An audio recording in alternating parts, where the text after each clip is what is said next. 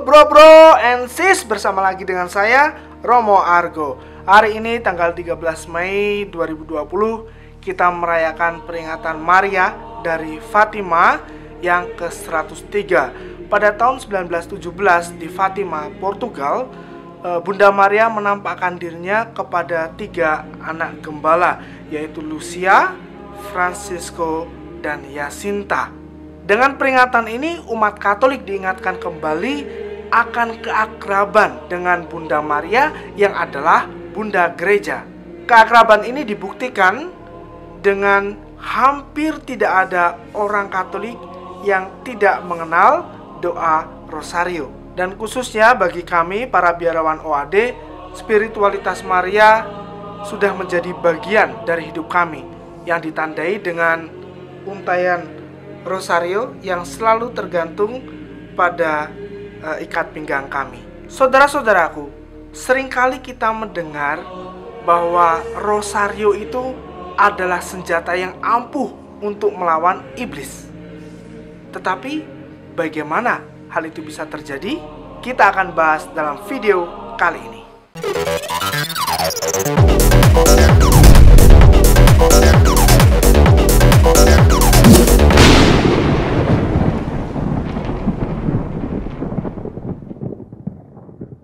Kembali lagi dengan saya, Romo Argo. Rosario sebagai senjata yang ampuh melawan iblis seringkali disalahartikan, disalahgunakan. Contohnya, orang sering membawa untaian Rosario kemanapun dia pergi karena dia percaya bahwa untaian Rosario itu akan melindungi dia.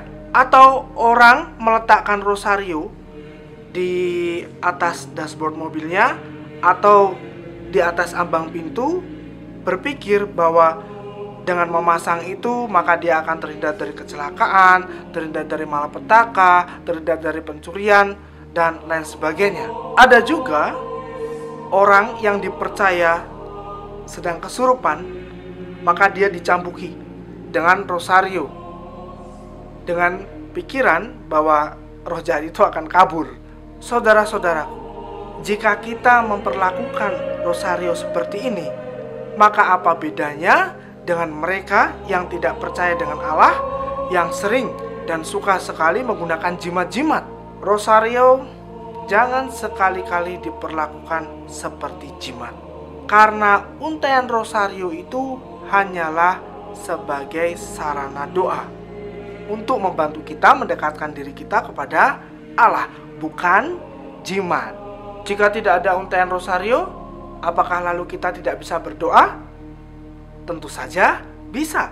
Lalu bagaimana dengan Rosario yang merupakan sebuah senjata ampuh untuk melawan iblis? Pertama-tama kita harus mengenal iblis. Siapakah dia ini? Iblis adalah musuh Allah. Iblis adalah musuh kebenaran. Yang ada di dalam dirinya hanyalah kebohongan yang berlawanan dengan kebenaran. Kisah Para Rasul bab 13 ayat 10 di sana dikatakan, "Hai anak iblis, engkau penuh dengan rupa-rupa tipu muslihat dan kejahatan. Engkau musuh segala kebenaran. Tidakkah engkau akan berhenti membelokkan jalan Tuhan yang lurus itu?" Rasul Paulus dalam suratnya kepada umat di Efesus bab 6 ayat 12, dia menjelaskan siapakah musuh kita ini. Karena perjuangan kita bukan melawan darah dan daging, tetapi melawan pemerintah-pemerintah, melawan penguasa-penguasa, melawan penghulu-penghulu dunia yang gelap ini, melawan roh-roh jahat di udara. Di situ ditegaskan bahwa kita bukan melawan daging dan darah, bukan melawan manusia, tetapi melawan sebuah kuasa jahat yang menaungi dunia ini. Kuasa jahat seperti apa yang dimaksud? Yaitu segala kuasa yang menentang kebenaran tentang Yesus Kristus, yang adalah Allah sendiri menjadi manusia, wafat demi menebus manusia. Secara nyata kita bisa melihat kenyataan dunia sekarang ini, di mana iblis sudah bekerja keras untuk membelokkan jalan kebenaran dengan kedok-kedok yang indah. seperti contohnya paham humanisme yang tampaknya indah tetapi menyeret banyak manusia jauh dari Tuhan Yesus. Paham-paham semacam ini mengedepankan pembangunan masyarakat yang lebih manusiawi, yang lebih humanis, yang mengedepankan akal, tetapi tidak menerima hal-hal yang bersifat ilahi. Singkatnya, paham-paham seperti ini menolak Allah. Nilai-nilai moral menjadi semakin merosot karena nilai-nilai moral itu dibangun berdasarkan apa yang menyenangkan hati manusia. Contohnya, melegalkan aborsi dengan alasan hak asasi perempuan, pernikahan sesama jenis dengan alasan yang sama, hak asasi manusia, menganjurkan penggunaan kontrasepsi dengan alasan jumlah penduduk dunia itu sudah terlalu padat, dan masih banyak contoh lain yang jelas-jelas bertentangan dengan nilai-nilai moral yang diajarkan oleh Allah. Banyak anak-anak Allah yang meninggalkan imannya karena bingung dan tidak mengerti dengan situasi sekarang ini. Terlebih-lebih imannya sendiri tidak tumbuh dalam kehidupannya. Maka rosario menjadi sebuah senjata yang sangat ampuh untuk melawan kuasa iblis ini. Mari kita lihat satu persatu. Setiap untaian rosario memiliki salib yang ada tubuh Kristus di sana. Ini sangat penting karena kita memulai segalanya dari sini, yaitu Allah yang mengasihi kita dengan segenap hidupnya. Iblis sangat membenci salib. Segala upaya iblis adalah untuk menghapuskan salib Kristus dari kehidupan manusia, karena iblis tidak mau manusia tahu kalau mereka memiliki Allah yang sungguh-sungguh mengasihi mereka.